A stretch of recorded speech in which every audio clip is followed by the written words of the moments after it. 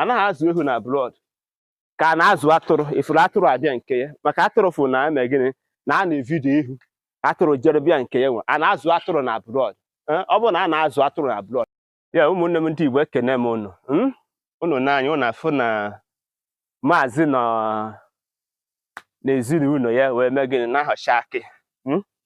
Akụ eji egwe egwe ka anyị na-ahọcha. Gosi ha akụ eji egwe egwe. Anyị agbachago ndị n'akpa.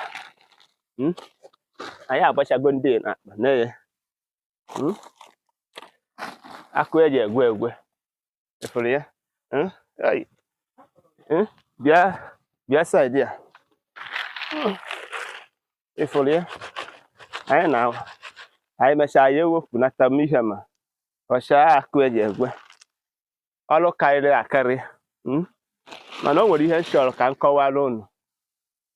Ọ bụrụ na ị na abroad, ịbata unu nyere nne na nna gị aka, maka nne na nna na-ata ezigbo afụfụ. Ọtụtụ nne na nna na-ata ezigbo afụfụ.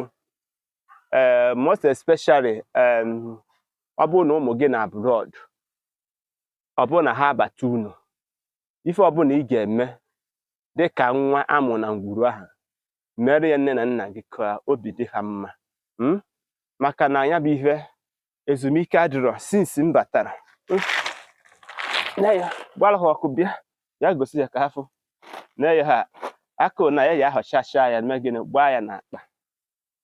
Ọnya bụ ihe anyị na-arụ since ụtụtụ taa dị. Emegide evuje ya ebe eji egwe ya. Nke ebe akị eji egwe egwe. Ọ dịghị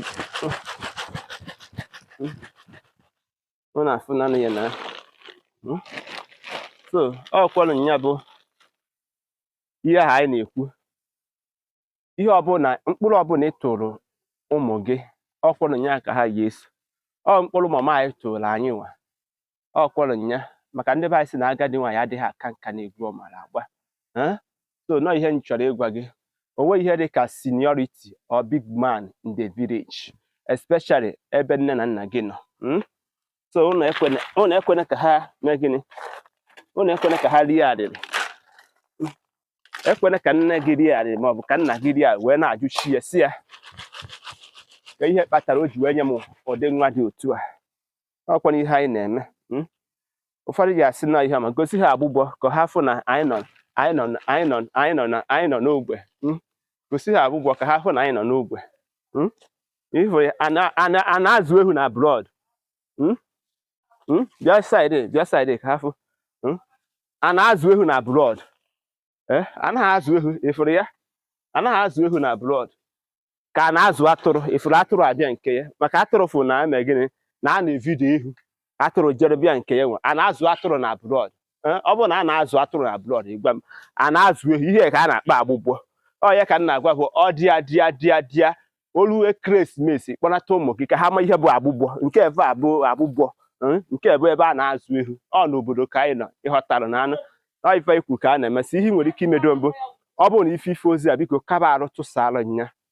Sonyere m na my Facebook page and also my YouTube page. Tinyere m akara subscribe ma on your link notification bell. Oge ọbụla m wejere ife ozi ka ị nwee ike ije gere ya. Cheta na onye gịnị ya na-akpali bụ Mazi-UC. Ụmụnne m ndị Igbo, ndewo.